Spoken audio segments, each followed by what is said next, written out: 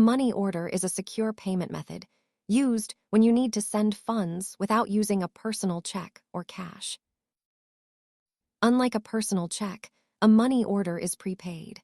You pay the full amount up front before the issuer prints the document.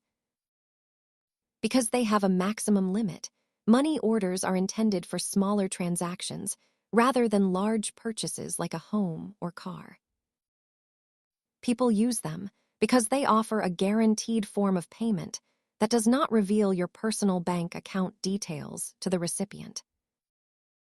While checks rely on your bank balance at the time of clearing, money orders are effectively guaranteed payment from the moment you purchase them.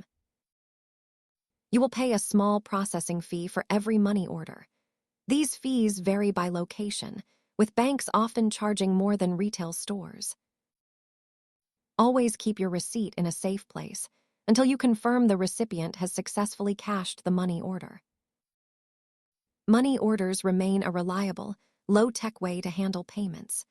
Thanks for watching and stay informed about your financial tools.